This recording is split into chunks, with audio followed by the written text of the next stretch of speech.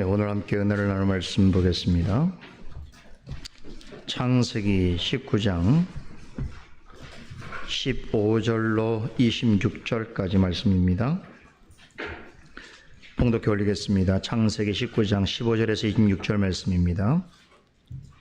동틀 때에 천사가 롯을 재촉하여 가로되 일어나 여기 있는 내 아내와 두 딸을 이끌라. 이 성의 지역 중에 함께 멸망할까 하노라. 그러나 롯이 지체하매 그 사람들이 롯의 손과 그의 아내의 손과 두 딸의 손을 잡아 인도하여 성 밖에 두니 여호와께서 그에게 인자를 더하셨음이 없더라. 그 사람들이 그들을 밖으로 이끌어낸 후에 이르되 도망하여 생명을 보존하라. 돌아보거나 들에 머무르거나 하지 말고 산으로 도망하여 멸망함을 면하라. 롯이 그들에게 이르되 내 주여 그리 마옵소서. 종이 주께 은혜를 얻었고 주께서 큰 인자를 내게 베푸사 내 생명을 구원하시오나 내가 도망하여 산까지 갈 수 없나이다. 두렵건대 재앙을 만나 죽을까 하나이다. 보소서 저 성은 도망하기 가깝고 작기도 하오니 나로 그곳에 도망하게 하소서. 이는 작은 성이 아니니까 내 생명이 보존되리이다. 그가 그에게 이르되 내가 이일에도 내 소원을 들었은즉 너의 말하는 성을 멸하지 아니하리니 그리고 속히 도망하라. 내가 거기 이르기까지는 내가 아무 일도 행할 수 없노라 하였더라. 그러므로 그 성 이름을 소알이라 불렀더라. 롯이 소알에 들어갈 때에 해가 돋았더라. 여호와께서 하늘 곧 여호와에게로서 유황과 불을 비같이 소돔과 고모라에 내리사 그 성들과 온들과 성에 거하는 모든 백성과 땅에 난 것을 다 엎어 멸하셨더라. 롯의 아내는 뒤를 돌아본 고로 소금 기둥이 되었더라. 아멘.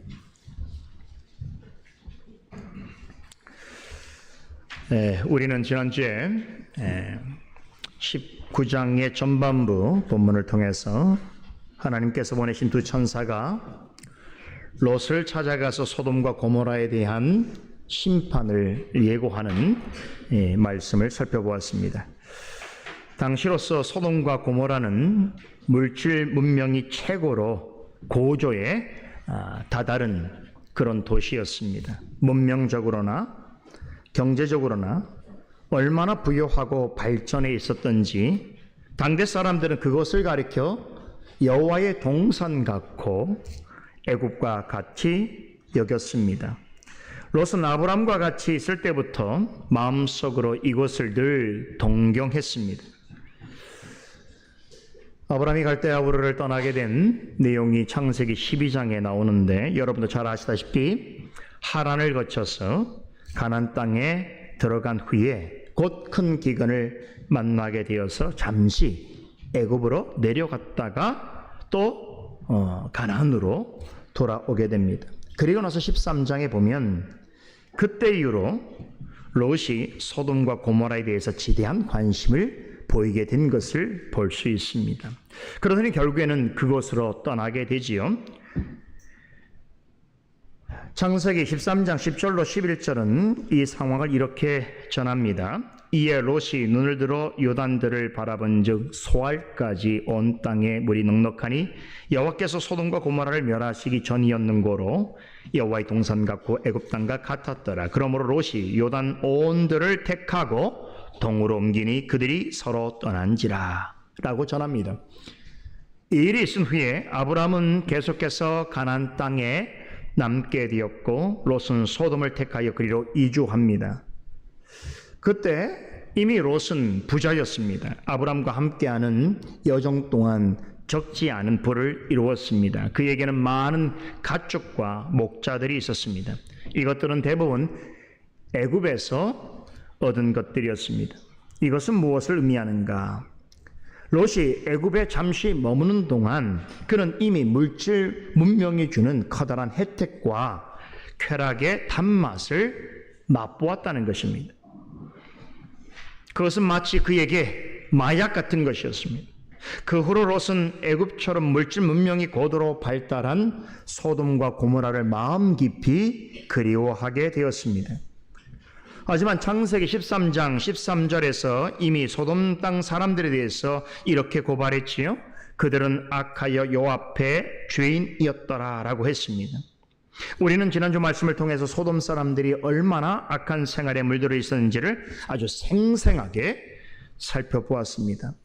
모든 문명이 그러하듯이 소돔과 고모라에서의 죄악도 하루아침에 이루어진 것이 아닙니다. 오랜 시간 동안 물질 문명이 발달하고 축적되어져 간 과정에서 사람들이 여러 가지 죄들을 일상적으로 범하게 되고, 시간이 흐르면서 죄에 대한 감각이 완전히 상실한 지경에까지 이르게 되었습니다. 지난주에 살펴보았듯이 소돔 사람들은 젊은이나 노인을 가리지 아니하고 변태적인 성행위를 시도하려고 롯을 밀치고 문을 깨트리고 집 안으로 들어가서 손님들을 끄집어 내려고 했습니다. 소돔은 그런 짓을 아무렇지 않게 여길 정도로 죄악이 관영한 무서운 사이였습니다. 그럼에도 순전히 물질 문명이라고 하는 관점에서 볼 때는 소돔은 매우 매력적인으로 보일 만한 것들이 많았습니다. 그곳 사람들은 다른 지역 사람들과는 비교하기 어려울 정도로 월등하게 발달된 문명의 혜택을 누리고 있었습니다. 그러나 하나님의 관점에서는 소돔 사람들은 매우 큰 죄인들이었습니다. 롯이 같은 곳에서 좌우간 결혼을 하고 자식을 낳고 살았습니다. 성경에는 그가 소돔에서 얼마 동안 살았는지 정확하게 언급하고 있지 않지만 아브람과 헤어진 시점으로부터 치자면 최소한 20여 년은 거기서 살았던 것으로 확인할 수 있습니다. 천사들이 그를 방문했을 때 그에게는 거기서 자라서 어느덧 시집갈 정도로 장성해진 딸들이 있었습니다. 그것만 보더라도 그와 그의 가족이 상당한 긴 시간 동안 거기서 거주하였음을 알 수 있습니다. 여러분, 그 개구리 삶기라고 하는 비유 예화 아시죠? 개구리를 삶으려면 뜨거운 물에 그냥 개구리를 넣으면 안 됩니다. 뛰쳐나오지요. 그래서 찬물을 먼저 냄비에 담고 그리고 개구리를 넣은 후 서서히 불을 지펴 가열하면 서서히 끓는 물에 개구리가 삶아진다는 이야기입니다. 롯은 이 예화 속의 개구리처럼 장시간 소돔 땅에 머물게 되면서 악하고 음란한 죄풍이 가득한 그곳 생활에 서서히 젖어 들어갔습니다. 특별히 그의 아내와 두 딸은 더욱 심각했습니다. 그의 가족에 관한 이야기를 보게 되면 사람은 먹고 살기가 어려워서 죄를 짓기도 하지만 먹고 살기가 넉넉하기 때문에 더 큰 죄를 짓기도 한다는 것을 알 수 있습니다. 소돔 사람들이 이와 같았습니다. 먹을 것이 많고 경제적으로 여유 있다 보니 사치와 향락에 빠지게 되고 그것으로도 성에 차지 않게 되자 극단적이고 변태적인 것들로 쾌락을 맛보려는 죄악된 풍조가 생겼습니다. 이것은 단순히 경제적으로 윤택해진 결과라고 단정적으로 말할 수는 없겠으나 사람은 좀 어려운 것이 있고 부족함이 있을 때는 자신을 스스로 단속하고 절제하려고 애쓰는 경향이 있는데 오히려 너무 풍족해지고 먹고 사는 일에 아무런 걱정이 없어지게 되면 자신도 모르게 육신의 정욕을 쫓게 되어지는 습성이 나타나게 됩니다. 물질의 힘을 빌어서 감각적이고 쾌락적인 것들을 찾다 보면은 어렵고 힘든 삶을 살아갔을 때는 감히 생각지도 못한 죄를 범하게 될 수 있습니다. 사람이 그런 거예요. 사람은 먹고 마시는 것이 없으면 없다는 핑계로 죄를 짓고 또 있으면 있다는 핑계로 더 큰 죄를 짓습니다. 이것이 타락한 사람의 본성입니다. 이러한 타락한 본성을 가장 악질적이고 가장 극단적으로 드러낸 대표적인 예가 소돔 사람들입니다. 그런데 소돔과 고모라 같이 아무리 부패한 땅에도 의당 그 사이를 건전하게 유지하고 지탱하는 그런 믿는 자들과 그런 자들로 구성된 교회들이 있기 마련입니다. 어느 역사 속에서든지 그 사회가 아무리 부패하고 타락했다고 하더라도 그곳에서는 하나님을 믿는 성도들이 있었습니다. 그러나 소돔과 고모라에는 10명의 의인조차 찾을 수 없었습니다. 지난번에 말씀드린 것처럼 이 10이라고 하는 숫자는 어느 사회에서든지 교회를 구성할 수 있는 최소한의 인원입니다. 이 말인즉슨 소돔과 고모라에는 하나님이 기뻐하실 만한 단 한 개의 교회조차 발견할 수 없었다라고 하는 뜻입니다. 여러분, 당시는 대가족 중심의 사회였습니다. 이런 사회에서 10명이라고 하면 한 가족으로도 충분할 수 있습니다. 그렇죠? 할아버지, 할머니, 아버지, 어머니 4명이죠. 거기에 자녀 6명만 되면 10명이 충분해요. 한 가족이면 10명 가능합니다. 여러분, 3대가 모여있는 가족이 10명 안 되는 가족 없지 않습니까? 롯의 가족 몇 명입니까? 4이었습니다. 고작 4이었어요. 그러나 이 4명 중에서도 사이들까지 포함하면 6명이 되었겠죠. 그의 가족 중에서 소돔과 고모라에서 날마다 일어나는 이 불법적이고 불의한 일들을 바라보고 듣고 하는 것을 상심하고 괴로워하는 이는 롯밖에 없었습니다. 그래서 이런 롯의 외로움을 알고 성경은 그를 의로운 롯이라고 말해요.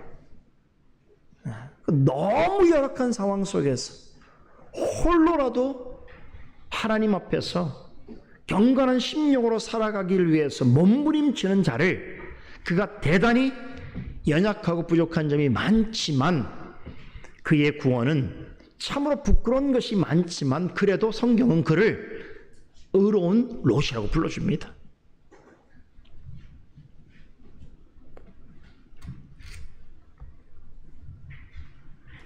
놀라운 사실 아닙니까? 이 소돔과 고모라 같은 이런 번성한 도시에 많은 사람들이 모여들고 있는 이곳에 하나님이 기뻐하실 만한 교회가 단 하나도 없었다. 믿음에 든든히 서 있는 사람 10명이 없었다라고 하는 것은 놀라운 일입니다. 이건 다르게 말하면 100번, 1000번 생각해 보더라도 하나님의 심판을 받아 마땅한 곳이었다라고 하는 뜻이기도 합니다. 그 사실을 우리에게 증명해 내시는 거예요. 왜 내가 심판하지 않을 수 없겠느냐를 말씀하시는 것입니다. 지난주 말씀에 해지는 시간에 방문한 두 천사가 롯을 밀치면서 집 안으로 들어오려고 했던 소돔 사람들의 눈을 어둡게 하는 그런 기적적인 일을 우리는 살펴보았습니다. 그랬죠? 이미 어둠이 잦아진 곳인데 밤중에 그들을 찾아온 소돔 사람들의 눈을 어둡게 한다. 어두운데 더 어둡게 했단 말이에요. 이것은 단지 물리적인 변화만을 의미하는 것이 아닙니다. 다시 말해서 소돔과 고모라에 살고 있는 사람들이 영적으로 얼마나 부패하고 안매한 중에 있는가를 거듭해서 강조하는 방식인 것이, 이미 어둠이 잦아들어 있는 도시에 사람들은 눈이 어두운 상태로 있었다 이 얘기죠.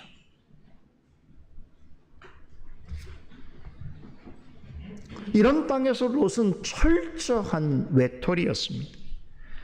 그도 거기에서 남들만큼이나 부를 축적하고 성공도 맛보았습니다. 하지만 그의 영혼은 한순간도 거기 생활에서 평안을 맛볼 수 없었습니다. 그런 영적인 외로움과 정신적인 고달픔을 어떻게든 해소해 보려고 그는 시간만 있으면 성문 앞으로 나와서 종일토록 거기에 앉아서 자신의 마음을 알아주고 함께 교제할 이가 있는가를 찾게 되었습니다. 소돔과 고모라에서 꽤 오랫동안 살았지만 그곳에서는 마음 맞는 사람 한 사람을 찾을 수 없었습니다. 여러분도 이런 경험이 있지요. 여러분들의 참 많은 사람들을 만나고 또 나름대로 관계를 하면서, 그러나 그들 중에 누구 한 사람도 내 마음 깊은 것을 알아줄 사람이 없다라고 하는 그 외로움, 그 정신적인 고달픔, 그것 때문에 하루 종일 아침서부터 해가 질 때까지 성문 앞에 앉아서 지나가는 사람들을 보는 것이죠. 혹 소돔 사람이 아닌 사람 중에서 나와 대화를 나눌 만한 이가 있는가를 살펴보게 되는 것이죠. 그래서 제가 지난 시간에 군중 속의 고독이라고 하는 것이 바로 이런 것이다. 특별히 악하고 부패한 세상과 그런 환경 속에 살아가는 성도는 군중 속의 고독감을 깊이 절감하게 되는 것이죠. 그런 면에서는 또 우리도 한 사람의 로스로 있을 때가 있습니다.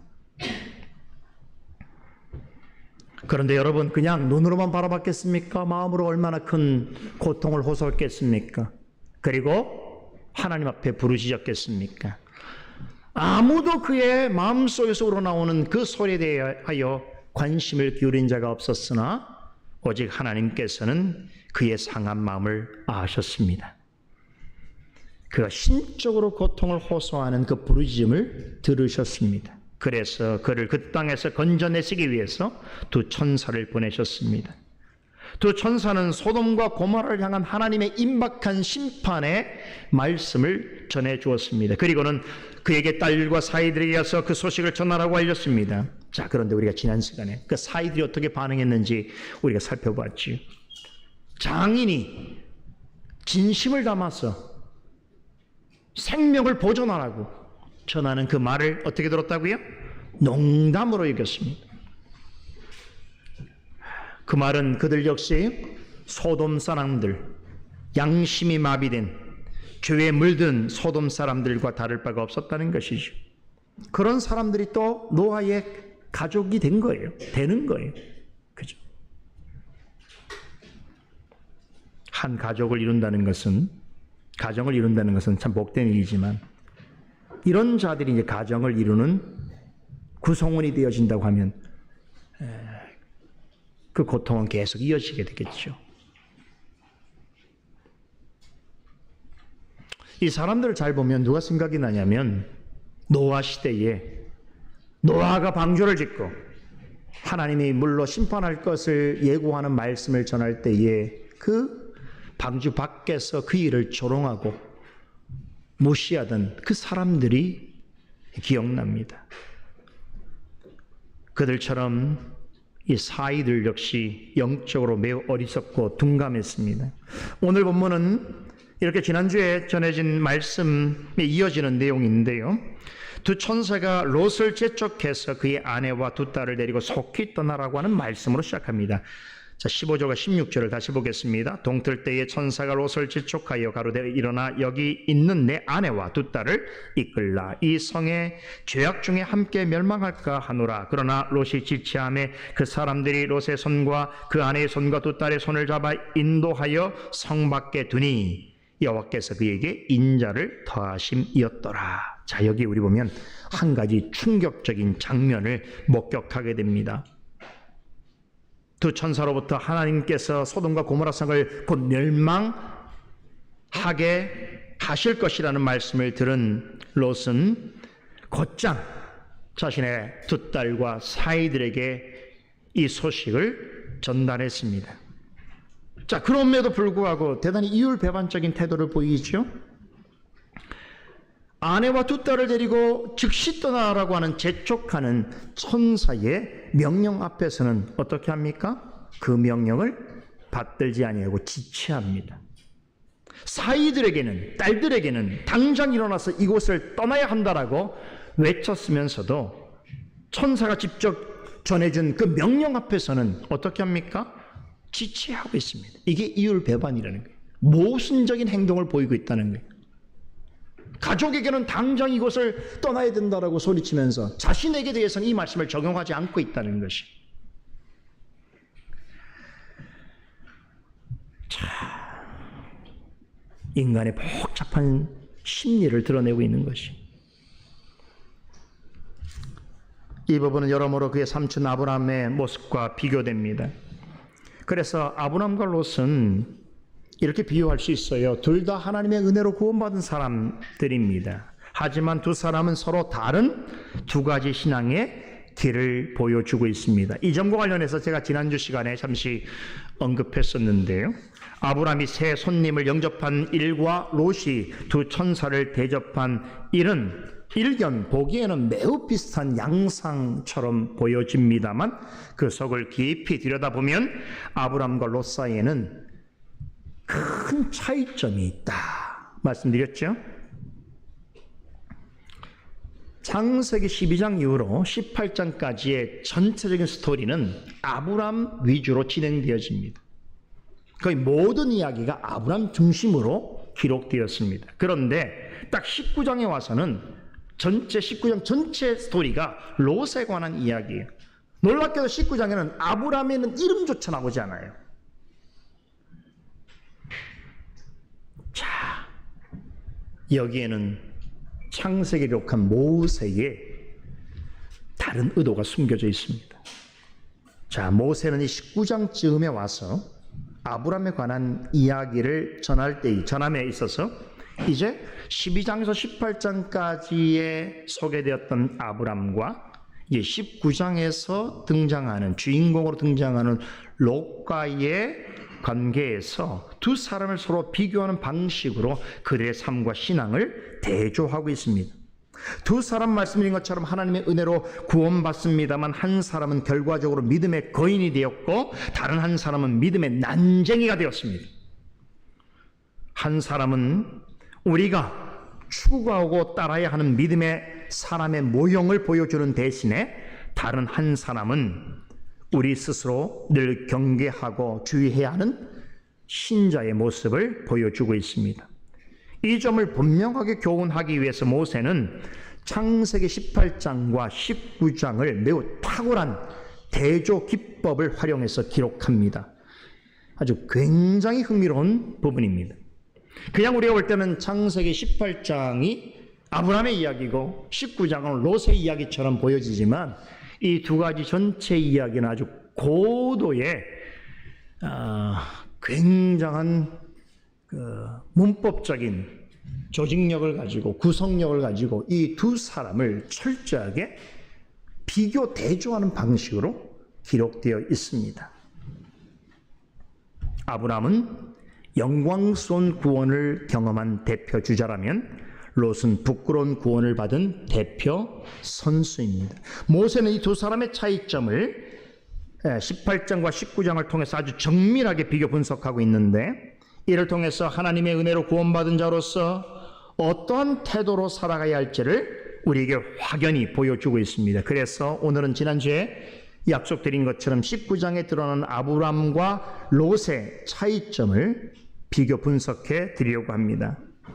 오늘 이 말씀을 여러분이 잘 들으시면 그동안 아브람과 롯에 대해서 들은 말씀을 한꺼번에 정리해보는 시간이 되는 동시에 구원받은 자로서 나는 어떻게 살아야 하는가? 나는 어떤 성도가 되어야 하는가라고 하는 질문 앞에서 여러분이 다시 한번 고민하고 깨달음을 얻는 기회가 될 것입니다. 그리고 오늘 본문에서 전하고 있는 내용도 곁들여 이해할 수 있는 일석삼조의 효과를 맛보게 될 것이다. 그런 기대를 합니다. 그래서 지금부터 창세기 18장과 19장 내용을 중심으로 아브람과 롯의 신앙과 삶에 대해서 비교 분석해 보도록 하겠습니다. 첫 번째, 아브람은 마므레 상수리 나무 숲풀이 있는 곳에 있고 롯은 소돔에 있다라고 하는 부분부터 대조가 됩니다. 창세기 18장과 19장의 이야기는 이렇게 아브람과 롯이 각각 전혀 다른 곳에 있다는 사실을 알리는 내용으로 시작합니다. 18장에서 아브람에 관한 전체 이야기는 마므레 나무들이 있는 곳에서 시작해서 그가 다시 그리로 돌아오는 이야기로 마치는 구성을 하고 있습니다. 자, 여기에서 마므레라고 하는 지명을 좀 생각해 봐야 돼요. 마므레는 가나안의 지명입니다. 이 마므레라고 하는 뜻은 비옥함 또는 축복을 뜻합니다. 그런데 사실 이 마물의 지형은 매우 척박하고 메말랐습니다. 그런데 마물에는 그런 지형과는 전혀 다른 뜻을 지니고 있다는 것이지요. 이것은 우리에게 매우 중요한 역설적인 영적 교훈을 전해주고 있습니다. 사람이 보기에 좋지 않은 환경이랄지라도 그 가운데 하나님께서 찾아와 주시고 찾아오셔서 친밀하게 교제해 주신다면 영적으로는 그것은 참으로 부요한 땅이요 축복의 장소라는 것입니다. 하나님과 두 천사가 아브라함을 방문하였을 때 그는 마물의 상수리 숲을 근처에서 터를 잡고 있었습니다. 상수리 나무, 구약에서 말하고 있는 상수리 나무가 신약에서 무엇을 상징하고 있는 것인 줄 아세요? 바로 십자가입니다. 마물에는 지역적으로 에발산과 그리심산 사이 중간 부분에 위치해 있습니다. 그런데 모세 때에 에발산은 저주를 의미하고 그리심산은 축복을 의미하는 곳으로 알려져 왔습니다. 이렇게 저주와 축복이 교차하는 지점에 우거져 있는 이 상수리 나무는 예수 그리스도의 십자가를 상징합니다. 그리스도는 십자가를 통해서 우리를 위해 저주를 받으시고 또한 축복이 되어 주심을 나타내셨습니다. 하나님께서는 그리스도의 십자가를 상징하는 상수리 나무 근처에 있던 아브라함을 찾아 만나 주셨습니다. 그러하듯이 지금도 그리스도의 십자가 아래서 우리를 찾아와 주시고 만나 주십니다. 성도는 그리스도의 십자가 그늘 아래에 있을 때에 어떠한 형편과 환경 가운데 있을지라도 영적으로는 가장 큰 부여와 축복을 누리고 있는 것입니다. 마무리 상수리 나무에서 시작해서 다시 그리로 돌아오는 내용으로 마치는 아브라함의 이야기는 결국 우리의 영혼이 힘을 얻고 참된 안식을 얻을 것은 예수 그리스도의 십자가뿐이라고 하는 진리를 옛부터 분명히 증거해 주고 있는 것입니다. 하지만 19장에서의 롯의 삶은 전혀 달랐지요. 그의 삶의 터전은 소돔이었습니다. 말씀드린 대로 사람의 눈에는 소돔 어떤 것이었습니까? 여호와의 동산 같았고 비옥하고 풍요로운 애굽 땅 같았습니다. 소돔은 물질 문명의 최정점에 있는 최고의 도시였습니다.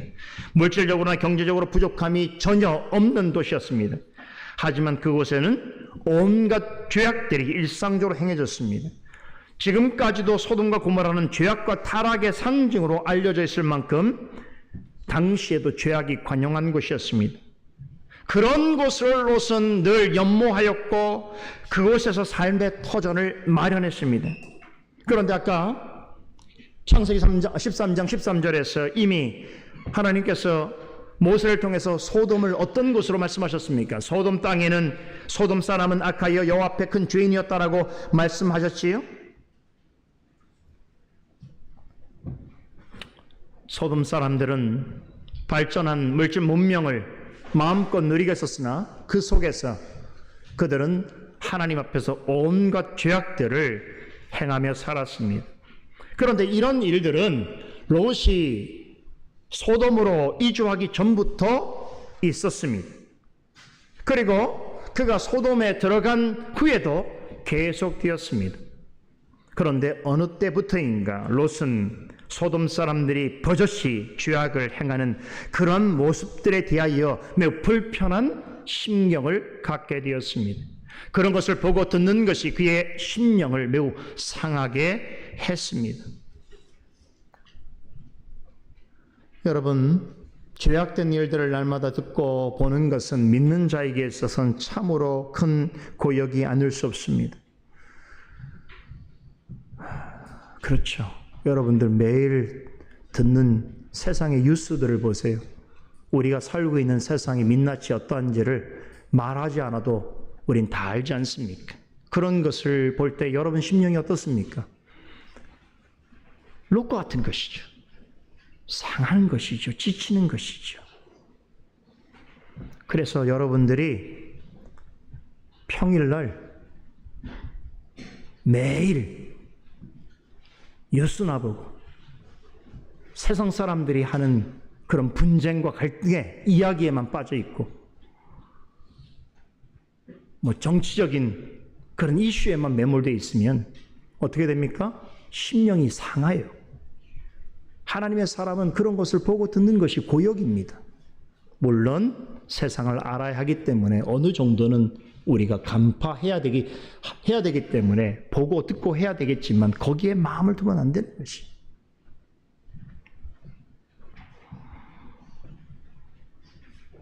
당연히 롯은 소돔 생활에서 어느 때부터인가 그의 심령은 상해서 그런 소식들을 들을 때 슬퍼하고 괴로워했습니다. 그런데 그는 결코 그것을 떠날 수 없었습니다. 그런 중에도 그대로 그곳에 주저앉았습니다. 그 결과가 어땠습니까? 그는 가족을 비롯해서 소돔 땅에서 얻은 모든 것을 다 잃어버립니다. 하나님께서 그곳에서 강제적으로 이끌어 내심으로 소돔 사람들과 함께 멸망받지 않게는 하셨지만 구원받은 자로서 감내해야 할 최대치의 비참과 고통을 겪게 됩니다.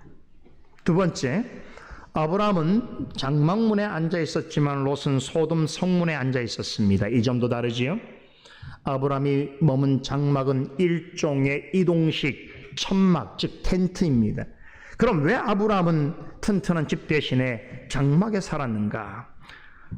가난해서가 아니지요. 그는 거부였습니다. 그럼에도 불구하고 이동하기 편한 천막에 살았던 것은 그의 인생이 나그네 인생이었기 때문입니다. 하나님께서 가라고 하시면 가야 하고 멈추라고 하시면 멈춰야 하는 삶을 살아야 했기에 언제라도 하나님의 말씀에 따라 쉽게 이동할 수 있는 천막에서 살았습니다. 그런데 그도 사는 동안 큰 부를 이루었던 거부였음에도 불구하고 살아 생전에 그는 단 한 평의 땅도 자기 소유로 갖지 않습니다. 마지막 순간에 아내 사라의 장례를 위해서 구입한 이 굴을 빼고는 그는 어떠한 땅도 구입한 적이 없습니다. 그는 사는 동안 큰 부를 이루었지만 물질에 의존하기보다는 하나님의 약속을 믿는 믿음으로 살았습니다. 이러한 순례자로서의 삶을 살아간 아브라함의 생을 히브리서 기자는 한 문장으로 이렇게 설명합니다. 히브리서 10장 10절에 이르기를 이는 하나님의 경영하시고 지으실 터가 있는 성을 바랐기 때문이다 라고 합니다. 놀랍게도 그는 하나님을 점점 더 깊이 자세히 알아갈수록 세상뿐만 아니라 세상에서 얻는 것들에 대한 관심은 점점 더 줄어들고 작아졌습니다. 자신의 장막에 거하시고 순례자로 사는 삶을 인도하시고 이끄시는 하나님으로 인하여서 기뻐하고 즐거워하는 법을 그는 깨달아갔습니다. 그게 순례자, 영적 순례자의 삶인 것입니다. 하지만 롯은 달랐습니다. 아브라함으로 인해 그는 그 역시 많은 부를 얻었지만 그것에 만족하지 못했습니다. 그의 관심은 소돔에 집중되어 있었습니다. 그곳에서 더 많은 것들을 향유하고 더 강렬한 즐거움을 맛보는 삶을 추구했습니다. 실제로 그곳에 사는 동안 세상적으로 그런 많은 것을 이루었습니다. 가정도 얻었고 부도 얻었고 명예도 얻었습니다. 하지만 그것들을 얻는 대신에 믿는 자에게 있어야 할 가장 중요한 것들을 잃어버렸습니다. 그는 소돔에 사는 결과 그곳을 떠나지 않는 결과 하나님을 잃었고 아브라함을 잃었습니다. 무엇보다도 하나님이 주시는 마음의 평강과 안식을 잃었습니다. 사람들이 원하는 것은 얼추 다 얻었지만 하나님을 믿는 자들, 믿지 않는 자들 틈에서 그들이 행하는 끔찍하고 추악한 일들을 늘상 듣고 보고 하는 고통과 괴로움을 계속해서 경험해야 했습니다. 만약에 조금만 늦었더라도 소돔 사람들과 함께 비극적인 최후를 맞게 되었을 것입니다. 세 번째, 아브라함은 방문한 새 손님에게 온전히 집중하였던 반면에 롯은 두 천사에게 집중하기 버거워했습니다. 아브라함은 자신을 방문한 새 손님을 보았을 때 어떻게 했습니까? 당장 달려가서 자신의 몸을 굽히면서 영접했지요. 그리고 자신의 장막으로 그들을 인도한 이후에 극진하게 대접했습니다. 특별히 그의 모든 관심은 새 손님 중에서 대화를 주도하는 하나님에게 오롯이 집중되어 있었습니다. 아브라함은 자신에게 찾아와 주셔서 말씀하시는 하나님께 내 주여 내가 주께 은혜를 입었나이다라고 진실로 고백했습니다. 아브라함의 장막 안은 새 손님들로 인하여서 마치 잔치집 같았습니다. 천사들과 종들도 그 장막 안에서 분주하게 움직였습니다. 하지만 아브라함과 하나님 사이를 가로막을 것은 아무것도 없었습니다. 아브라함은 오직 주님께 자신의 마음을 온전히 드릴 수 있었습니다. 하지만 롯은 그렇지 못했습니다. 롯 또한 성문 앞에서 만난 두 천사를 극진히 대접했습니다. 천사들에게 주여 내 집으로 오셔서 안식을 취한 후에 갈 길을 가소서라고 하면서 정중히 대했습니다. 그러나 롯은 천사들에게 온전히 집중할 수 없었습니다. 천사들을 기쁘게 맞이하고 잘 대접하려는 마음은 간절했으나 그가 처해 있던 열악한 현실은 한순간에 모든 것을 엉망으로 만들어버렸습니다. 롯은 집 밖에서 자신의 집을 방문한 손님들을 찾는 소돔 사람들의 웅성거림과 외침에 반응하지 않을 수 없었습니다. 극악한 짓을 행하려고 진문을 부수고 들어오려는 소돔 사람들을 향해서 그는 어떻게 말했습니까? 내 형제들이여라고 불렀습니다. 그들이 원하는 것이 큰 죄악인 줄 알면서도 어쩔 도리 없이 그들과 타협하려고 했습니다. 이렇게 롯은 자신도 모르는 사이에 소돔 사람들의 삶의 방식에 푹 젖어 있었던 것입니다. 잘못인 줄 알면서도 죄인 줄 알면서도 그들을 이해하고 용납하지 않으면 안 되는 그런 환경에서 적응한 채 너무 오랫동안 지내다 보니 한순간 마치 정신을 잃어버린 사람처럼 행동합니다. 악을 피하기 위하여 더 큰 악을 저지를 뻔했습니다. 천사의 긴급한 개입이 없었다면 정말 돌이킬 수 없는 죄악을 그는 저질렀을 것입니다. 여러분, 그래서 이 부분만 보더라도 믿음 생활을 하는 성도의 삶에 있어서 내 마음도 중요하지만 환경이 참 중요해요. 환경. 하나님께 집중할 수 있는 환경이냐, 전혀 그렇지 못한 환경이냐에 따라서 아브라함 같은 믿음의 삶을 살 수 있기도 하지만 롯과 같은 신자가 될 수도 있어요. 어떤 삶을 살아가느냐 할 때에 자신의 개인적인 판단과 지식과 경험도 중요하지만 어떤 환경 가운데 어떤 사람들을 주로 교제하며 그들과 함께 살아가는가 하는 것은 너무나 중요한 일입니다. 네 번째, 아브람과 롯이 최선을 다해 영접하려고 했을 때에 방문자들이 보인 반응도 달랐습니다. 아브람이 새 손님에게 장막에서 쉬면서 음식을 취하고 마음을 상쾌하게 한 후에 떠나시라고 간청하자 세 분은 내 말대로 그리하리라 18장 5절에 응답했지요. 그런데 롯도 같은 마음으로 두 천사에게 자신의 집에 와서 편안히 쉰 후에 길을 가소서라고 청했을 때에 그들이 뭐라고 답합니까? 19장 2절에 보면 아니다, 우리가 거리에서 밤을 격려하겠다, 지새겠다라고 답했습니다. 여러분, 다 같은 요청이잖아요. 정말 진실로 대접하려고 하는 마음으로 했는데 왜 이런 차이가 있는 것일까요? 이것은 음식이나 정성의 차이가 아닙니다. 두 사람은 각자의 위치에서 최선을 다했습니다. 그럼에도 아브람의 청은 곧바로 수락되지만 롯의 간청은 처음에 거부당합니다. 왜 이런 차이가 있게 되었는가? 아브람과 롯이 손님들에게 제공해 드린 것에 있어서는 큰 차이가 없었습니다. 둘 다 집과 음식을 제공해 드렸습니다. 자, 중요한 차이는 뭐냐? 받는 자의 입장에서의 차이였던 것입니다. 아브람이 드린 것은 장막과 음식만이 아니었습니다. 그는 그것을 통해서 자신을 드리려고 했어요. 이 새 손님은, 특별히 하나님은 그러한 아브라함을 받으신 것입니다. 그래서 아브라함이 이 새 손님에게, 특별히 하나님께 대하는 모습 마치 경배하는 자, 예배를 드리는 자의 모습과 흡사합니다. 그는 신령과 진정으로 예배하는 자처럼 자신을 찾아오신 하나님께 자신을 헌상하고자 했습니다. 그런데 롯은 어땠습니까? 겉으로 보면 아브라함과 비슷해 보이지만 천사들이 보기에 부족한 것이 있었습니다. 가장 중요하게 생각해야 하는 것이 그에게는 없었습니다. 부족했습니다. 롯은 천사들에게 집과 음식을 제공해 하려고 애썼지만 자신을 온전하게 드리지 못했습니다. 아브라함은 온 마음과 정성과 뜻을 다했지만 롯은 그저 손님을 대하는 듯 했습니다. 우린 여기서 로마서 12장 1절에 기록된 하나님이 받으시는 영적 예배에 관한 아주 중요한 한 가지 교훈을, 원리를 깨닫게 됩니다. 너희의 몸을 하나님이 기뻐하시는 거룩한 산 제사로 드리라. 이는 너희의 영적 예배니라. 우리 자신을 거룩한 산 제물로 바치듯이 하는 마음으로 드리는 예배가 아니라면 하나님이 기뻐받지 아니하신다는 것입니다.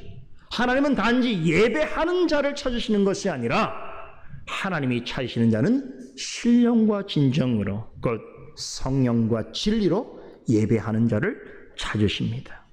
시편 51편 7절에 이르기를 하나님의 구하시는 제사는 상한 심령이라.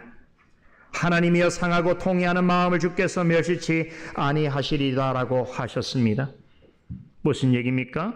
하나님께서 우리에게 받으시는 제사는 우리 자신의 전부를 헌상하는 마음으로 주께 드리는 예배를 받으시는 것입니다.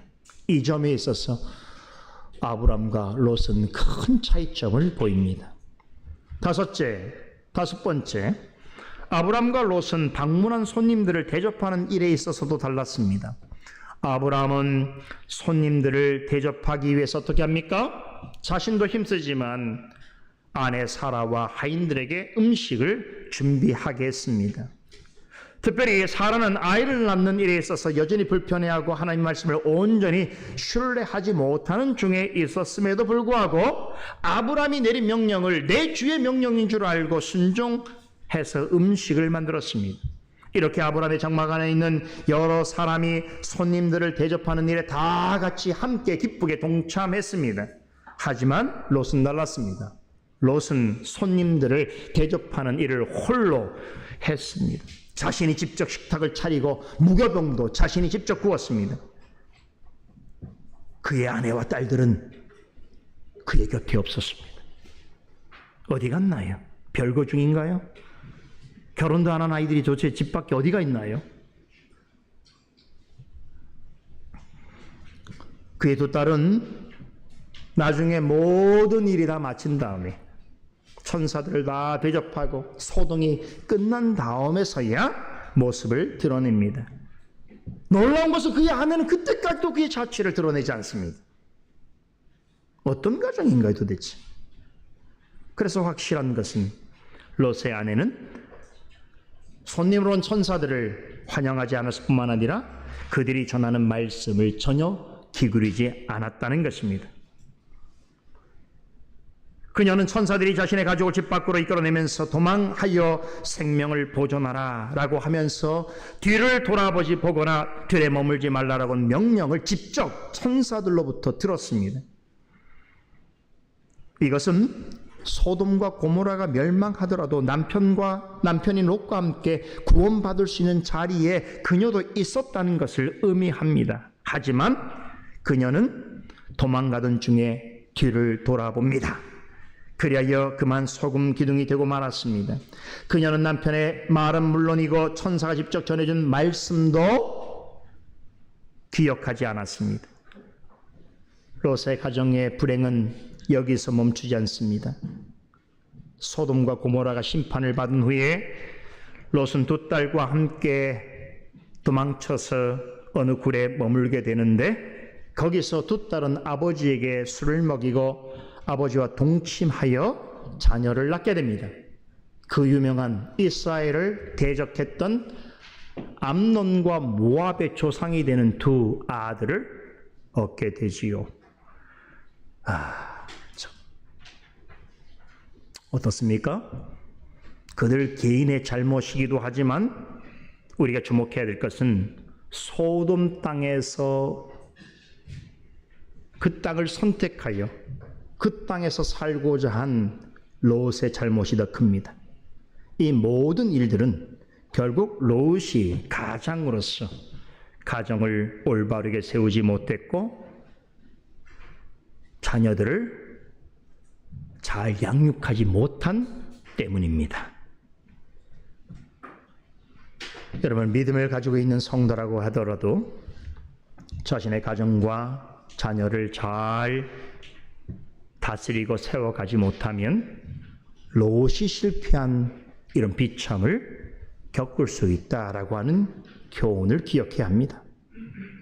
여섯 번째, 아브라함은 손님들이 식사하는 동안 그들 가까이에 있었습니다. 그들과 함께 대화를 나누고 친교를 가지는 것을 기뻐했습니다. 하지만 롯은 어땠습니까? 손님들이 집안에 있는데도 밖으로 나갔습니다. 물론 소돔 사람들이 찾아왔기 때문이기도 하지만 이을로 롯은 두 천사와 더 이상 깊은 교제를 가질 수 없게 되었습니다. 바로 이 부분도 큰 대조를 이룹니다. 아브라함은 시종 잔치 분위기 속에서도 방문한 손님들과 아주 깊고 친밀한 교제를 지속합니다. 집중력 있게 교제를 나눕니다. 심지어 너무 교제에 빠져 있다 보니까 자신의 아내가 어디 있는지도 생각지 못할 정도로, 그렇죠? 마치 자신의 집을 방문한 마리아가 마르다는 밖에서 열심히 대접하기 위해서 일하고 있는데 마리아는 예수님의 발 앞에 앉아서 말씀을 듣는데 정신을 모르고 말씀을 듣는 모습처럼 아브라함도 자신의 아내가 어디 있는지를 생각지 못할 정도로 자신을 방문한 손님들과의 교제 가운데 깊이 즐겁게 만족스럽게 빠져 있었습니다. 하지만 롯은 어땠습니까? 그는 자기의 집에 자신을 방문한 두 천사가 있음에도 불구하고 이웃 사람들과 다투느라 천사들과 더 깊이 교제를 나눌 기회를 갖지 못합니다. 이런 롯의 모습은 세상 일과 또 세상 사람들과 관련된 어떤 일들 때문에 혹은 바쁘다는 뿐개로 혹은 자기 감정과 기분에 빠져서 혹은 다른 즐거움을 찾느라고 하나님과 가까이 하지 않을 뿐만 아니라 하나님과 나누는 영적인 교제 기쁨을 상실한 신자의 현실을 적나라하게 보여주고 있습니다. 일곱 번째, 아브라함과 롯은 하나님으로부터 서로 다른 약속의 말씀을 받습니다. 아브라함에게는 내년 이맘때 내가 다 반드시 내게로 돌아오리니 내 아내 사라에게 아들이 있으리라 라는 말씀을 들었습니다. 사라는 이 약속의 말씀을 장막문 뒤에서 몰래 들었지요. 하나님은 아브라함과 사라에게 그들 스스로가 이제 더는 자녀를 낳는 일을 불가능한 일이라고 생각하고 포기한 그들에게 곧 아들을 주실 것이고 그 일을 위해서 곧 다시 찾아오실 것을 약속하셨습니다. 이렇게 아브라함과 사라는 하나님이 그들을 불러내실 때 약속하셨던 복에 관한 말씀을 들려주셨습니다. 아브라함과 사라처럼 이렇게 어려운 현실 속에서도 하나님을 경외하기를 기뻐하는 사람은 이미 하나님과 함께하는 복된 자리에 있을 뿐만 아니라 약속하신 복을 반드시 받아 누리게 된다는 것을 우리에게 보여주고 있습니다. 그렇다면 롯에게는 어떤 말씀이 들려졌습니까? 19장 12절에 내게 있는 자들을 다 성 밖으로 이끌어내라고 명하신 후에 뒤를 돌아보거나 들에 머물지 말고 산으로 도망하여 멸망함을 면하라. 17절에 언급하고 있지요. 자 보세요. 아브람과 사라에게는 약속하신 복에 관한 말씀을 다시 확인해 주시는 그런 말씀을 주셨다면 롯과 그의 가족에게는 어떤 말씀을 전해주고 있습니까? 다가올 심판에 관한 경고의 말씀만 전하고 있습니다. 아브라함처럼 언제나 하나님의 말씀을 가까이 하고 전심을 다해서 하나님을 경외하고 섬기는 사람에게는 여러분, 어떤 말씀이 주어지는가? 언제나 풍성하고 보배로운 은혜와 축복의 말씀이 정말 폭포수처럼 준비되어 있습니다. 이렇게 하나님을 경외하는 마음으로 늘 하나님과 영적 교제에 힘쓰는 사람은요, 쉴 새 없이 생각만 하면, 하나님을 생각만 하면, 은혜를 추억하기만 하면 정말 폭포수처럼 쉴 새 없이 은혜와 축복의 약속과 말씀들이 나에게 와요. 실제로.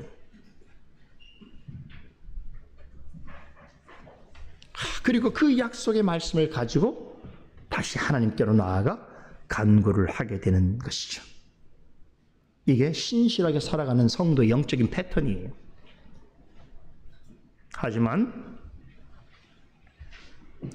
소돔에서 벗어나지 못하는 롯과 그의 가족처럼 죄악된 생활에 젖어 사는 사람은 비록 그가 구원받은 성도라고 하더라도 죄악된 일들로 인하여 늘 기진맥진해하고 늘 죄책감에 시달리고 책망과 심판의 말씀만 받게 됩니다.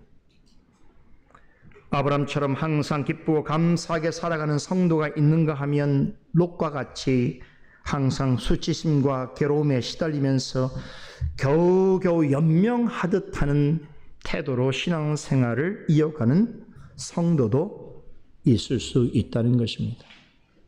여러분은 누구와 비슷합니까?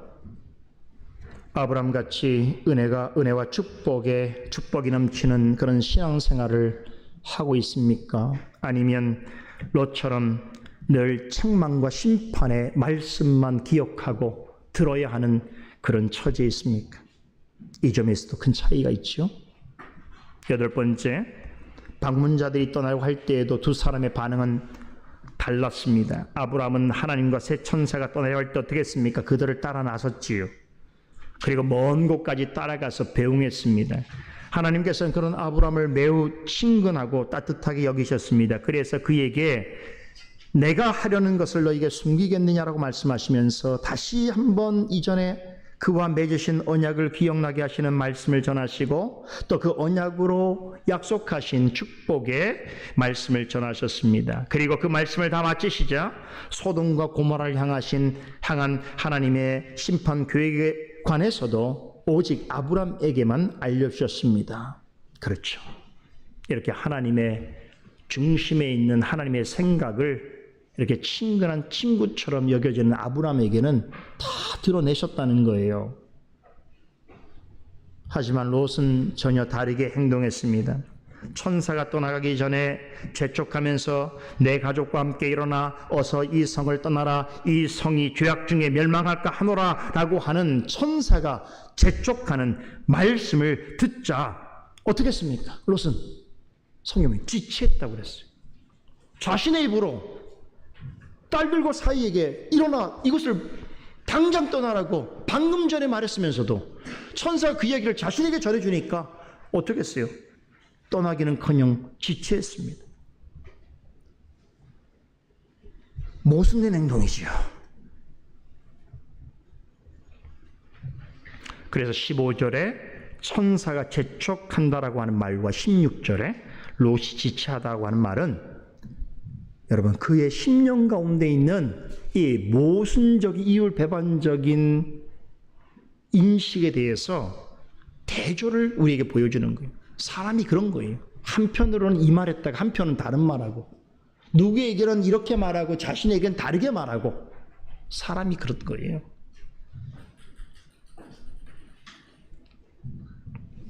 그런데 지금 상황이 어떻습니까? 당장에 소돔과 고모라를 향하여 하나님이 계획하신 심판이 시행될 참인데 이런 위급하고 중대한 상황에서도 롯은 마치 이곳을 떠나기를 내키지 않아 하는 사람처럼 행동하고 있다는 거예요. 대체 왜 그랬을까요? 여러 가지 이유가 있겠지만 우리가 롯의 마음을 다 알 수 있겠습니까마는 이해할 수 있죠. 우리도 같은 마음을 가질 때가 있으니까. 왜 그랬을까요? 소돔 땅에 여전히 미련이 남아있었기 때문입니다. 아니면 아직 내 마음이 이곳을 떠날 준비가 되어 있지 않습니다. 잠깐만 기다려주세요.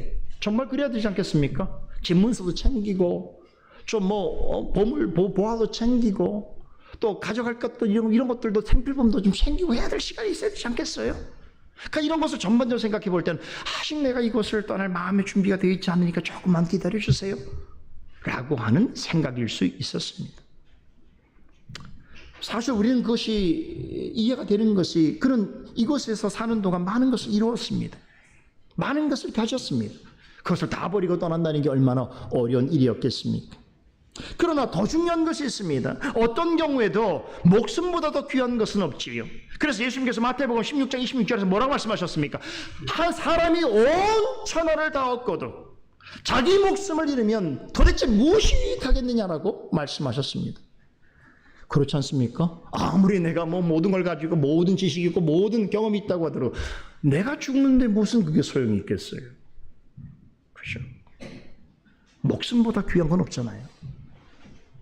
생명보다 중요한 건 없지요. 그런데 이제 소돔과 고모라에 하늘에서 유황불이 내려서 모든 것들이 완전히 폐허가 될 상황인데 롯은 가족과 함께 속히 그곳을 떠나라고 하는 명령을 직접 듣고도 큰 미련이 있는 사람처럼 지체했습니다. 이런 롯의 모습에서 우리는 하나님 앞으로 당장에 나오라고 하는 말씀을 듣고도 자기 마음의 생각 때문에 어기적대는 우리 자신의 모습을 보게 되는 것이죠. 세상의 욕심, 돈 욕심, 자기 자랑, 자기 사랑, 세상 정욕을 버리지 못해서 미적대는 우리 자신의 모습을 보게 되는 것입니다. 하지만 문제는 그렇게 미적거리다 보면 여러분 문제가 있어요. 내 자신 때문에 나와 함께하는 사람들도 재앙을 만날 수 있다는 것이. 롯이 지체되면 어떻게 합니까? 롯의 가족은 어떻게 해요? 롯의 가족도 소돔 사람들과 함께 멸망당할 수 있어요. 그런데 롯이 지체하고 있으니 여러분 이 상황을 어떻게 해야 되겠습니까? 그래서 하나님께서 천사들로 하여금 어떻게 하십니까? 이 어기적대고 있는 롯의 손을 잡고 그 옆에 있는 딸들과 아내의 손들을 잡아서 강제로 이끌어서 성 밖으로 인도해냅니다. 롯이 소돔 땅을 나가게 된 것이 말씀을 듣고 자발적으로 걸어나간 게 아니에요. 천사가 강제로 그들의 손을 잡고 뛰쳐나가게 만든 거예요. 우리는 여기서 두 가지 분명한 교훈을 얻게 됩니다. 하나는 하나님께서는 어떤 경우에도 당신의 살아가는 자녀의 손을 붙잡고 계시다는 것입니다.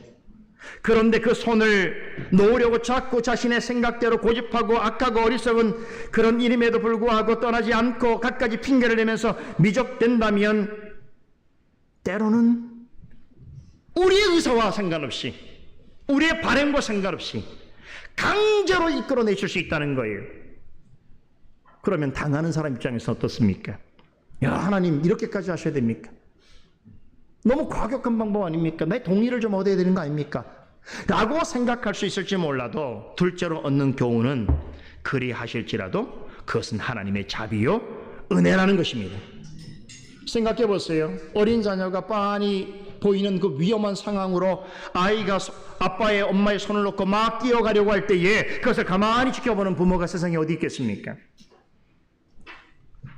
아이의 손을 꽉 잡고 강제로 끌고서라도 안전한 곳으로 옮기려 할 것입니다. 이러한 부모를 비난할 사람은 아무도 없습니다. 하나님도 롯에게 그리하셨습니다. 하늘에서 불이 떨어지는 심판이 임박해 있음에도 머뭇거리는 롯과 그의 가족의 손을 붙잡고 강제로 집 밖으로 끌고 나오게 하셨습니다. 여러분 이런 순간 생각해 보세요. 상상해 보세요. 근데 이렇게 천사들이 손을 끌고 이 성 밖으로 이끌어가는 그 과정에서 막 반항을 하고 아니 잠깐만 기다려 보세요. 할 일이 있어요. 뭘 가져와야 돼요. 막 이렇게 하는 상황이 되었을 때 어떻게 됐겠어요? 힘들고 괴롭고 아프기만 한 것이죠. 천사가 손을 놓지 않겠죠. 왜냐하면 다시 들어가면 죽으니까. 그러니까 선사가 그렇게 반항하는 자의 손을 꽉 잡고 더 꽉 잡고 아마 끌고 가면 질질 끌려가는 모습으로 보인다 할지라도 어떻습니까? 롯이 하지 않으니까. 롯이 해야 되는데 롯이 안 하면 그의 가족 모두가 죽게 될 것이기 때문에 하나님께서는 롯이 하지 않음으로 그의 가족 전체를 위태롭게 만들게 될 수 있는 그 상황에서 어떻게 하십니까?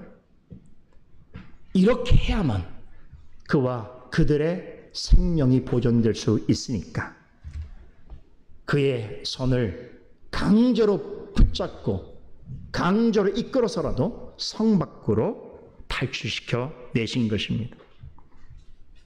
하나님께서 이렇게 하실 때가 있어요. 그래서 보면 질질 끌려가는 모습일 수도 있죠. 비참하고 힘들 수 있죠. 그런데요, 모세는 이 일을 두고 어떻게 평가하는지 아세요? 오늘 보면 16절 하반절에 보면 여호와께서 그들에게 자비를 더하신 일로 평가합니다. 우리는 끌려나가는 것 같지만 그렇게 하는 것이 우리를 위한 하나님의 자비를 더하시는 역사라는 거예요. 9번째, 아브람과 롯이 드린 기도에도 큰 차이점이 있습니다. 아브람은 소돔과 고모라를 멸하실 것이라는 하나님의 계획을 전해 듣고는 18장 23절에서 이렇게 기도했죠. 주께서 의인을 악인과 함께 멸하려 하시나이까라는 말로서 중보기도를 시작합니다. 아브람은 하나님의 공의와 사랑의 속성에 근거해서 다른 사람들을 위해서 기도했지요. 자, 롯도 서둘러 도망가라고 하는 말씀을 듣고서 기도합니다. 기도 내용이 18절에 20절에 나옵니다.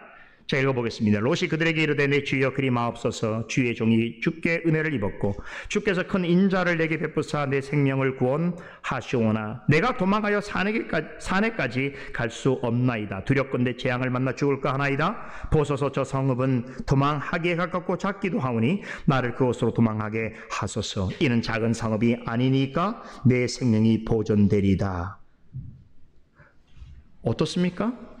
여러분, 아브람이 드린 기도 한번 비교해 보세요. 너무나 차이가 크지. 차라리 롯이 한 것은 기도라기보다는 거의 불평에 가깝습니다. 지금은 당장 지금 심판의 불이 떨어져서 죽을 수밖에 없는 상황에서 하나님께서 급박하게 그들을 천사로 하여금 강제로 성 밖으로 이끌어내신 다음에 이제 가라고 하는 저 산까지 안전한 곳까지 빨리 멀리 도망가라고 그렇게 명하시는데 뭐라고 얘기합니까? 저 산까지 못 가겠어요. 너무 멀어요. 이러는 거예요. 가긴 가야 되지만 못 가겠어요. 뭐 어떻게 하겠다는 거예요? 혹시 저기 가다가 재앙을 만나서 죽을지도 모르잖아요. 이런 말을 하고 있는 거예요.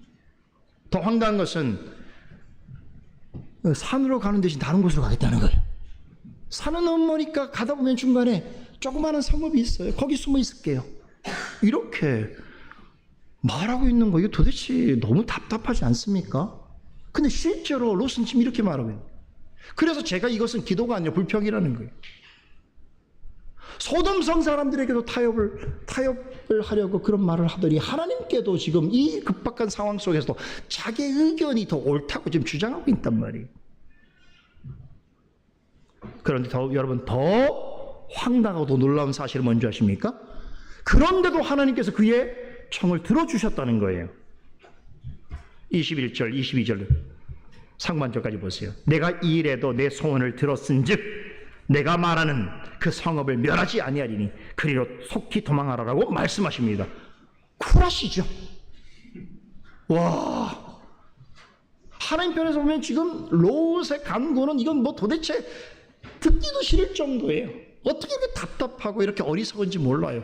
하라면 해야 되는데 당장에 너를 위해서 하라는 것인데 도망가면서도 딴 생각을 하고 있는 거예요. 너무 멀어요. 가다가 힘들어요. 어려운 일이 당할지도 몰라요. 내가 알아본 곳이 있어요. 저긴 더 안전할 것 같아요. 이러고 있는 거예요. 그럼 우리 같은 뭐라 그럽니까? 그만해라. 네가 알아서 해라. 이럴 수 있잖아요. 그런데 하나님 뭐라냐면 그의 기도를 들어주신다는 거예요. 자, 롯의 강구에는 너무나 부족함이 많습니다. 분명 입으로는 뭐라고 말했어요? 주께 은혜를 입었고 주께서 큰 자비를 내게 베푸사 내 생명을 구하셨다라고 고백하고, 이것만 보면 대단한 기도잖아요. 이 정도는 아브라함의 기도하고 똑같은 거예요. 근데 이런 말을 분명히 했으면서도 전반적인 내용은 어떤 주장입니까? 주여 그리하지 마옵소서, 주의 뜻이 아니라 내 뜻대로 되게 하여 주소서 라고 하는 게 지금 아브라함의 기도의 핵심이에요. 우리가 일전에 아브라함의 기도에 대해서 배울 때에 그가 기도를 통해서 하나님 앞에 얼마나 영적으로 성숙해졌는지를 우리는 확인해 보았죠. 그에 비해서 롯의 기도는, 여러분, 그의 영적 수준이 지금 어디 있느냐를 우리에게 보여주고 있는 거예요. 어린아이보다 못한 수준에 머물러 있어요. 그런데도 더 놀라운 것은 하나님께서 그런 롯의 청을 들어주셨다는 거예요. 당장 소돔에서 멀리 떨어져 나오지 않으면 안 되는 매우 긴급한 상황이었기 때문입니다. 하나님은 롯이 말한 작은 성읍 소알에 이를 때까지 소돔 땅에 불을 내리는 일을 연기하십니다.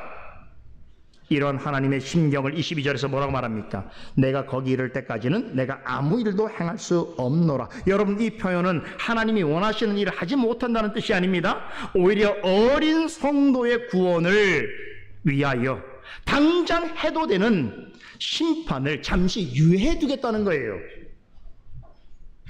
왜 그렇습니까? 하나님의 자녀에게 있어서는 심판보다 구원이 더 우선되는 일이기 때문입니다.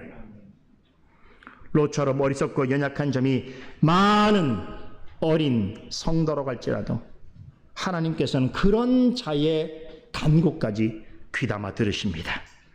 뿐만 아니라 그가 깨닫지 못하는 것을 하나님이 아시고 그에게 가장 유익한 방식으로 응답해 주십니다. 10번째, 아브라함과 롯의 기도의 차이점 하나를 더 살펴보면서 이 차이를 논하는 내용을 마치겠습니다. 아브라함은 주께서 의인을 악인과 함께 멸하려 하시나이까라고 하면서 기도를 시작했죠. 그런 모든 면에서 하나님을 절대적으로 의지하고 신뢰했습니다. 그의 기도 역시 하나님 편에서 볼 때는 완벽한 기도가 아니었습니다.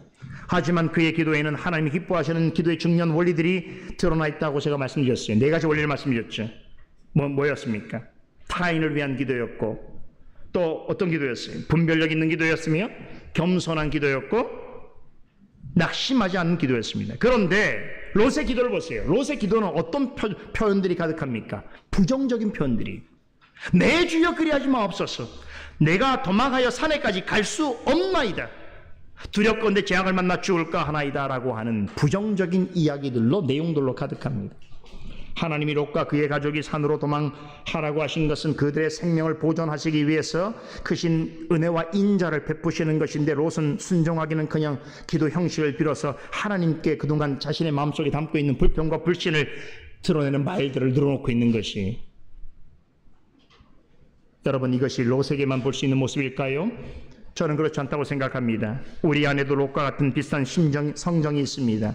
롯처럼 성숙하지 못한 신앙의 모습이 우리에게도 비칠 때가 있다는 뜻입니다. 어쩌면 롯이 이렇게 어리석고 뻔뻔스러운 모습을 보이게 된 것은 당연한 일입니다. 왜 그렇습니까? 그는 이미 아브라함의 장막을 떠나서 소돔 땅에 거주한 지가 오랜 세월이 지났어요. 그리고 그 생활 속에 그는 이미 젖어들어 있었습니다. 최소한 20년 동안은 아브라함과 단절된 채로 살았다는 말이지요. 이것은 다시 말해서 하나님과도 멀리 떨어져 있었다는 뜻입니다. 여러분, 그런 점에 비해서 우리는 어떻습니까? 여러분, 우리는 롯의 상황과 비교할 수 없을 정도로 우리의 신앙생활의 여건은 매우 좋습니다. 그렇지 않습니까? 우리는 좋은 교회를 다니고 있습니다. 좋은 말씀을 매주 듣고 있습니다. 그런데도 때로는 롯과 같을 때가 있다는 것이, 하나님을 경외하는 마음으로 예배를 드리지 아니하고 말씀을 귀담아 듣지 아니하고 성경을 배우고 확실한 일에 힘쓰지 아니하고 말씀을 의지하여 기도하거나 또 말씀에 따라 살려고 애쓰지 아니하는 것이 바로 롯과 같은 모습인 것이, 교회로 올 때 늘상 늘 있는 것처럼 습관적으로 반복되고 기계적인 것처럼 그런 방식으로, 그런 마음으로 교회당을 찾는답니다. 마음은 세상에 두고 몸만 교회당에 와 있고, 마땅히 성도로 해야 될 경건의 훈련, 거룩의 의무는 전혀 행하지 않고, 여러분, 이런 일들이 반복되고 되는 줄 아십니까? 아무리 좋은 신앙 환경에 있어도 롯처럼 될 수 있습니다. 그처럼 뻔뻔하고 어리석은 행동을 부끄럼 없이 행할 수 있다는 것이 우리를 돌아봐야 합니다. 다시 말씀드리지만 롯은 구원받았습니다. 하지만 그는 가까스로 소돔에서 구원을 얻었습니다. 그래서 롯이 받은 구원을 가리켜서 일명 부끄러운 구원이라고 하기도 합니다.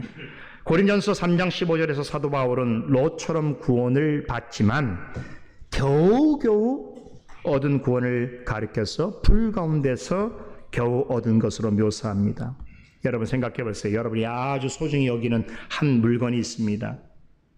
그런데 여러분이 잘못해서 그것을 활활 타오르는 불 속에 놓쳤다가 어떻게 해서 겨우겨우 그것을 건져냈다고 생각해 봅시다. 여러분, 건져내도 제 모습이 아닌 것이죠. 부끄러운 구원이 그와 같습니다. 롯은 하나님의 은혜로 구원을 받았지만 오랫동안 하나님을 떠나 살았던 탓에 그것도 악이 창궐해 있는 소돔에서 장기간 거주하게 된 결과 그의 신앙과 삶은 만신창이가 되었어요. 소돔에서 그가 이룬 모든 성취와 공력은 다 불타서 하나도 남지 않게 되었습니다. 아마도 가장 가슴 아픈 일이 있었다면 그것은 바로 그의 가족에 관한 일일 것입니다. 다 잃어도 가족만 건강하고 가족만 살아있다면 할 수 있는데 롯은 이 가족도 비참한 결과를 맞습니다. 이 딸들에 대한 비극적인 이야기는 다음 시간에 살펴보기로 하겠고요. 이 조금 남은 시간에는 그의 가족 중에서 우리 후세인들에게까지 롯만큼이나 계속해서 회자되는 한 인물에 관해서 잠시 생각해보고 오늘 강설을 마치겠습니다. 누굽니까? 아시죠? 바로 롯의 아내예요. 롯의 아내는 롯만큼이나 유명인입니다. 예수님께서 특별히 많은 사람들을 향해서 뭐라고 하셨냐면 롯의 아내를 기억하라고 그랬어요. 롯을 기억하라고 말씀하지 않고 롯의 때에 롯의 아내를 기억하라고 말씀하셨어요. 롯의 아내는 롯보다 어쩌면 더 유명인이에요. 그런데 롯의 아내가 어떻겠습니까? 롯이 가족과 함께 원하는 성읍에 도착할 즈음에 드디어 소돔과 고모라에 하늘로부터 불과 유황이 비오듯이 떨어졌습니다. 하나님 말씀하신 대로 그것을 완전히 심판받았습니다. 비옥함과 풍요로움이 가득한 들과 물질 문명의 메카와 같던 도시와 온 들과 성에 거주하는 모든 사람들, 그 땅에 존재하는 모든 생명체들이 하나도 남김없이 다 멸망했습니다. 여러분, 이것은 절대로 다시 복구할 수 없는 철저하고 완벽한 파멸을 상징합니다. 그래서 소돔과 고모라는 주님의 재림 때에 있게 될 마지막 심판을 예표한다고 하는 것입니다. 주님의 마지막 심판의 예표가 믿지 않는 자들에게는 소돔과 고모라 땅에 있었던 심판처럼 나타날 것이라는 말이죠. 그런데 롯과 그의 아내와 딸들은 소돔과 고모라의 심판으로부터 제외되는 복을 받았지요. 하지만 롯의 아내는 뒤를 돌아보지 말라고 하는 천사들이잖아 하나님의 경고를 귀담아 듣지 않았습니다. 그래서 그만 도망가다가 돌연 뒤를 돌아보게 됩니다. 절대로 돌아보지 말라고 한 말씀을 어기고 뒤를 돌아보게 됐을 때에 하나님의 특별하고도 무서운 심판이 그녀에게 임하게 됐죠. 온몸이 소돔 기둥으로 변했습니다. 생명을 잃었습니다. 그녀는 이번만 하나님의 말씀을 듣지 않은 것이 아니었습니다. 소돔에 사는 동안 하나님과 그분의 말씀에 대해서 거의 상관없이 살았습니다. 그런 삶에 아주 익숙해졌습니다. 그러다 보니 천사가 마지막으로 전한 하나님의 심판에 관한 말씀도 아주 무신경하게 받아들였습니다. 뒤를 돌아보지 말라는 경고를 무시하고 뒤를 돌아보았습니다. 이것은 하나님의 말씀을 명백히 어긴 것이죠. 여러분, 이래도 이게 꼭 죽을 만한 일인가라고 생각하는 사람도 있죠. 이런 사실은 선악을 알게 하는 나무의 실과를 먹지 말라, 먹는 날에 내가 정령 죽으려고 하는 이 말씀을 정면으로 위배하고 범한 아담과 하와가 범했던 죄하고 동일한 것이죠. 그들도 결국 죽게 된 것이죠. 물론 죽는 방식은 다르지만 하나님 말씀을 범하게 되는, 하나님 약속의 말씀을 어기는 사람에게 주어지는 그 약속의 형벌이 무엇인지가 명백하게 드러난 것이죠. 롯의 아내의 마음에는 이전부터 불신앙이 자리 잡고 있었습니다. 그녀는 도망하는 중에도 소돔과 고모라가 멸망할 것이라는 천사와 롯이 전해준 말에 대하여서 반신반의했습니다. 언제나 말씀을 듣는 자리에 가까이 있으면서도 그것을 대수롭지 않게 여기고 말씀을 수시로 무시했습니다. 롯을 따라 나섰지만 하나님의 말씀에 대한 신뢰는 전혀 없었습니다. 그래서 이런 생각을 했겠죠. 진짜로 그런 일이 벌어질까? 진짜로 소돔 땅에, 고모라 땅에 정말 심판이 있을까? 그렇죠. 말씀에 대한 의심과 불신이 그녀의 마음을 지배하고 있었습니다. 그런 생각으로 뒤를 돌아봤습니다. 이 위급한 상황에서 하나님을 보기보다는 소돔에서의 생활을 그리워했습니다. 그곳에서 놔두고 온 것들에 대한 미련과 아쉬움과 욕망을 결국 떨쳐버리지 못했습니다. 그래서 하나님이 없는 옛 시절 그 옛 사람으로 돌아가고자 하는 그런 간절한 욕망의 발현이 결국 도망가는 길에 뒤를 돌아보게 된 것입니다. 소돔과 고모라의 심판을 면했다는 점에서 보자면 롯의 아내는 구원받은 자처럼 보입니다. 하지만 겉으로는 소돔과 고모라 심판은 벗어난 것처럼 보였지만 그녀의 마음은 소돔 사람들과 크게 다르지 않았습니다. 하나님 앞에서 큰 죄인이라고 이미 판결받은 소돔 사람들과의 삶을 동경했습니다. 물질과 욕망에 사로잡힌 그들의 삶을 사모했습니다. 가족과 함께 도망가는 길이 기쁘지 않았습니다. 다시 말해서 하나님의 말씀을 따라 살기를 원치 않았습니다. 그래서 뒤를 돌아보게 되었던 것입니다. 예수님께서는 신앙생활을 롯의 아내와 같은 태도로 하는 사람들 향해서 이렇게 비유하신 적이 있습니다. 누가복음 9장 62절에 손에 쟁기를 잡고 뒤를 돌아보는 자는 하나님 나라에 합당하지 아니하니라고 하셨습니다. 하나님 나라의 백성이라고 한다면 손에 쟁기를 잡은 자처럼 살아서는 안 된다는 것이, 여러분 농부가 밭을 갈 때 옛날에 쟁기를 잡지 않았습니까?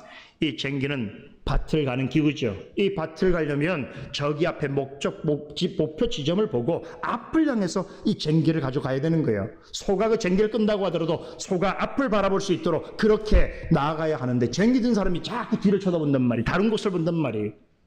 어떻게 밭을 갈겠어요? 밭이 온전히 가라지도 않을 뿐만 아니라 반듯한 길이 생기지 않습니다. 농부가 쟁기를 잡고 자꾸 다른 곳을 쳐다본다는 것은 마음이 다른 곳에 있다는 것에 여기에 관심이 없다는 것이지요. 하나님과 하나님의 말씀에 대해서 관심이 없으면서도 구원을 받고자 한다면 하는 사람은 이렇게 쟁기를 잡고 뒤를 돌아보는 사람과 같습니다. 마음에 하나님과 그분의 말씀에 대한 의심과 불신을 가득히 가지고 있으면서 믿음에서 완전히 떠난 삶을 살고자 하고, 또 하나님의 진노를 가져오는 죄악된 일들을 계속해서 고집하면서 하나님이 주시는 자비와 은혜를 헛되이 여기는 일에 오히려 열심을 내면서 오히려 옛사람과 옛삶을 동경하고 그리워하면서 살아간다면 영적인 면에서 있어서는 그런 사람은 롯의 아내와 같은 종류의 사람인 것입니다. 이런 사람은 결코 하나님 나라에 합당치 않습니다. 하나님 나라 백성이라고 보기가 어렵습니다. 그러기에 예수님께서는 누가복음 17장 32절에서 모든 후세인들을 향하여 롯의 아내를 기억하라고 명하십니다. 그녀가 어떻게 되었는가를 기억하라는 것입니다. 하나님이 주시는 생명을 보존하려면 소돔과 고모라에서 도망해야 하듯이 우리는 롯의 안으로부터서 벗어나야 하는 것입니다. 그렇다면 세상에서 우리가 도망가야 할 우리의 피난처가 될 이는 누구겠습니까? 아브라함과 사라와 롯을 구원하신 하나님, 우리 주 예수 그리스도이십니다.